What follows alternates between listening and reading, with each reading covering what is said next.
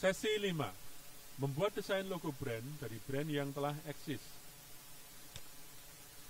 Tujuan dari sesi 5 ini adalah agar siswa mampu menganalisa elemen-elemen bentuk dan simbol pada existing logo brand. Tujuan kedua adalah agar siswa mampu mengaplikasikan fitur-fitur Adobe Illustrator untuk membuat desain logo brand dari brand yang telah eksis. Sedangkan tujuan yang ketiga adalah agar siswa mampu mengaplikasikan fitur-fitur Adobe Illustrator untuk membuat desain logo dan simbol yang menggunakan bentuk-bentuk kompleks. Baiklah, kita mulai. Pada pertemuan-pertemuan awal kita sempat mempelajari tentang pengertian logo, ya.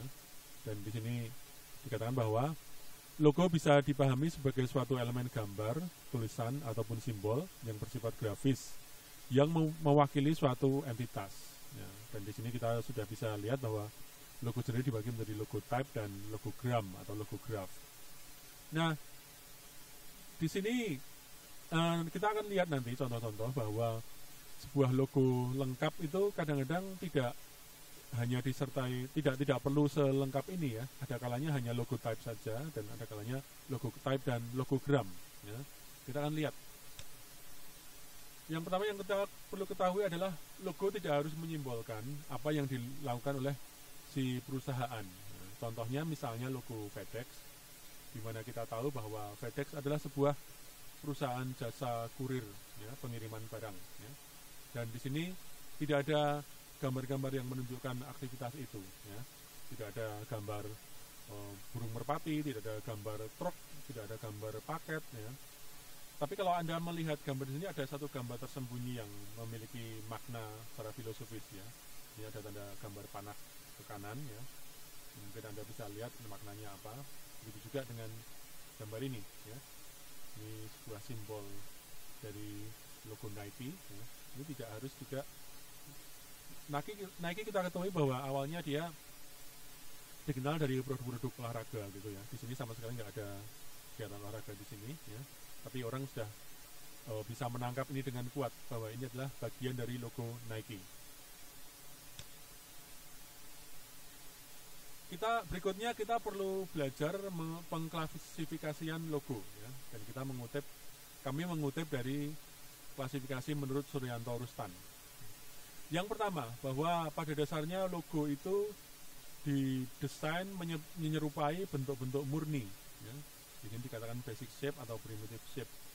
Kalau Anda belajar ilmu desain, bentuk murni itu ada 3, yaitu lingkaran, segitiga, dan kotak. Ya.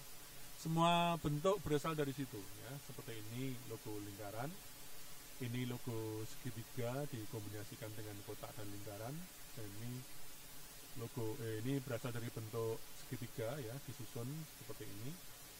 Ya, ini juga, ini mahkota, ini dari bentuk-bentuk murni. Begitu juga ini ya, ini pengembangan dari bentuk lingkaran. Ya. Jadi makin menyerupai bentuk murninya. Ya. Yang kedua adalah klasifikasi bahwa logo itu menyerupai gambar aslinya, yaitu picture marks. Ya. Anda bisa lihat ini logo Nyonya Minor, ini benar-benar foto yang diberikan nama ya, nama brand. Sebelahnya adalah logo KFC, di mana logo foto Colonel Sanders dimodifikasi menjadi gambar vektor ya. Dan seterusnya. Anda bisa lihat ini gambar bango di sini. Dan yang terakhir adalah klasifikasi dalam tipografi logo ya. Jadi klasifikasi yang ketiga adalah tipografik logo atau tadi disebut logo type ya. Ada juga yang mengistilahkan logo font. Yang termasuk dalam klasifikasi ini adalah suatu tipografi logo dengan sedikit sekali perubahan dari bentuk huruf aslinya ya. Ini kompas ya, ini ya seperti ini aja, nggak ada tambahan koran, nggak ada tambahan gambar apapun ya. Ini juga Tribun Kaltim, bentuk T-nya menyerupai huruf T klasik ya. Yahoo ini distorsi posisinya dan bentuknya, dan ini cenderung lurus, elegan ya. Nah, itu klasifikasinya ya. Di sini kita bisa lihat bahwa kriteria logo itu kalau diklasifikasikan masuk di dalam segitiga ini ya. Ya, makin ke kiri makin menyerupai bentuk-bentuk murni, makin ke atas makin menyerupai gambar, dan makin ke bawah makin menyerupai teks. Oke, lebih jauh tentang pengertian logo dan hal-hal yang terkait dengannya, Anda bisa membaca di buku ini, atau kita bisa melihat di situsnya langsung ya, situs dari Suryanto Rustan, si penulis buku ya, Anda bisa cek. Dan salah satu yang dia sampaikan adalah seperti ini, bahwa logo pada prinsipnya adalah terletak dari kombinasi dari ketiga ini, di mana makin ke atas makin menyerupai bentuk aslinya, makin gambar aslinya maksud saya, makin ke kiri makin menyerupai bentuk murni, dan makin ke bawah makin menyerupai teks. Logo-logo yang sudah ada pada prinsipnya masuk di dalam kategori ini ya, atau di antara kombinasi dari ketiganya ini. Sebagai contoh, Anda bisa lihat misalnya nih logo Fanta ya. Ini ada teksnya dan ada gambar daunnya di sini dengan background warna orange ya, orange menyerupai bentuk murni bulat di sini ya. Anda bisa lihat di sini. Nah, salah satu hal-hal menarik yang terkait dengan logo, ini sedikit tambahan informasi. Anda mungkin pernah mendengar sebuah, kalau Anda cari di Google ya, kampung desain. Apa kampung desain itu?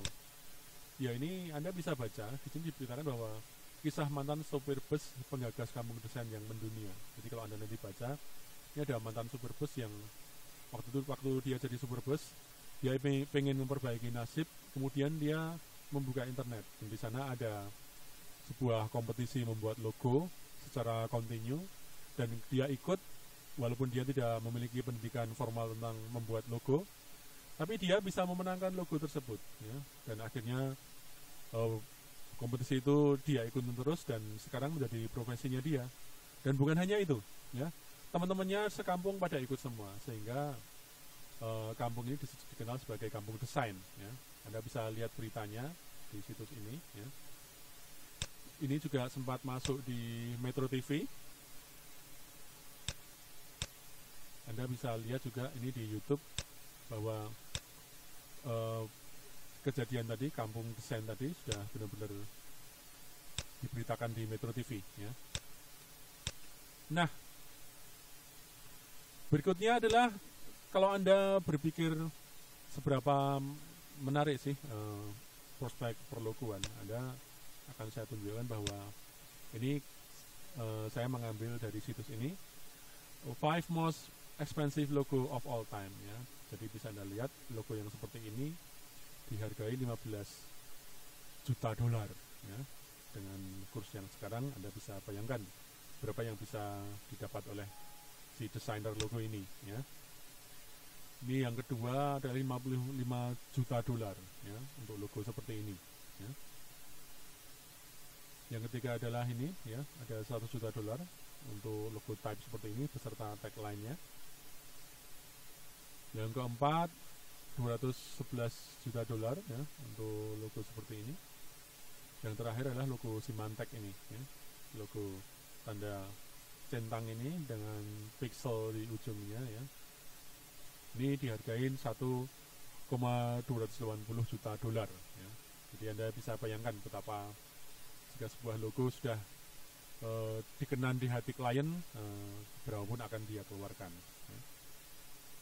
Nah, hal menarik yang berikutnya jika Anda menekuni dunia logo itu, sebuah logo bisa menjadi bencana bagi si ownernya ya.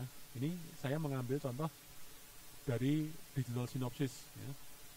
25 funny logo that prove why you should hire a professional designer. Jadi Anda harus kalau Anda yang memang ingin menyewa seorang desainer logo, pastikan Anda menyewanya yang Anda sewa benar-benar profesional ya.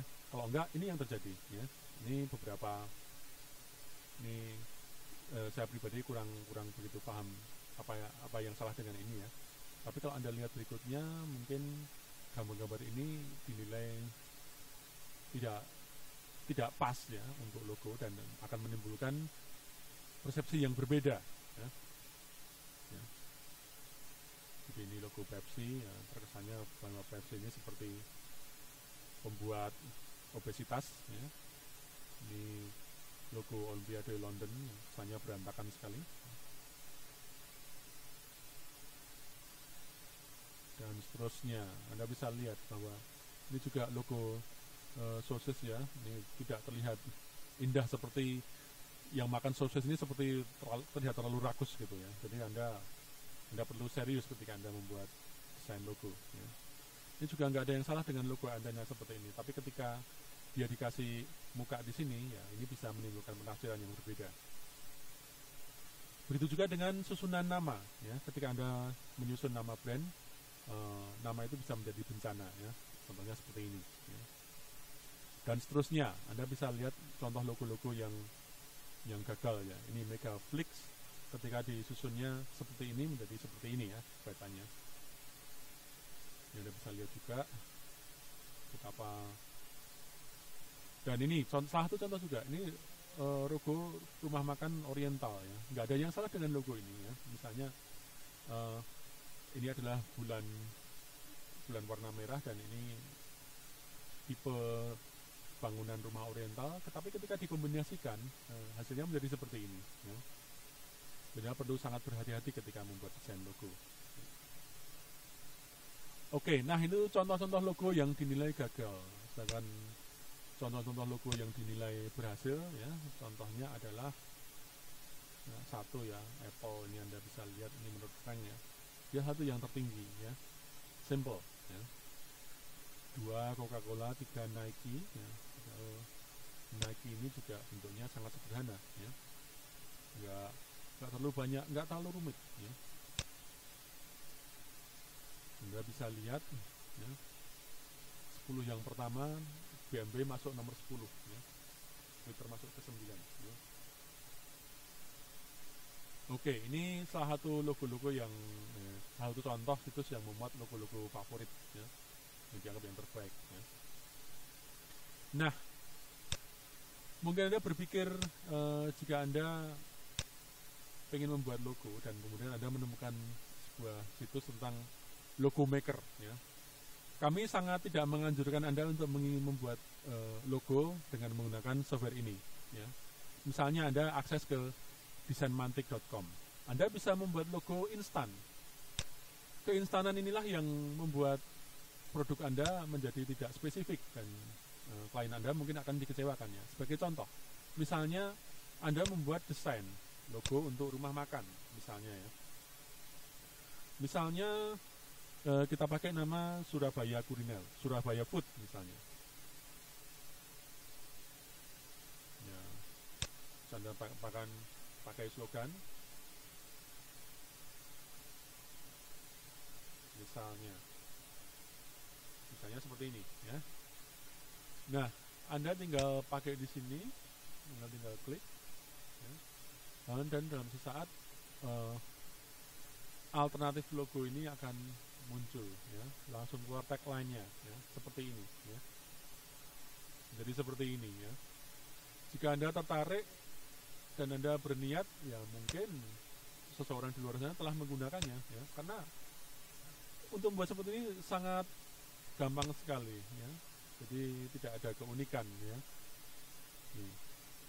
Dan misalnya Anda selesai, Anda puas, misalnya Anda milih yang satu ini ya, yang pertama ini atau yang ini, Surabaya S ada crown-nya ini, atau ini misalnya ya, ada sendok dan garpu gitu. Kemudian seseorang Anda puas, nah, dan Anda klaim ini sebagai desain Anda. Kemudian seorang di luar sana menggunakan software yang sama dan membuat ya, misalnya seperti ini.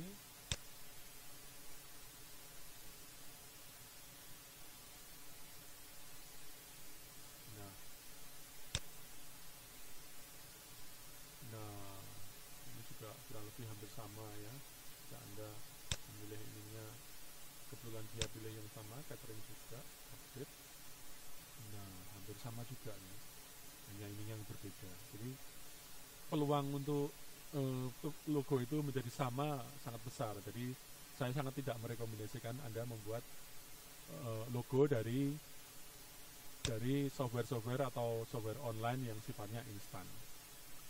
Nah, berikutnya akan mulai praktek, dan praktek akan kita lanjutkan pada video sesi 5 bagian kedua.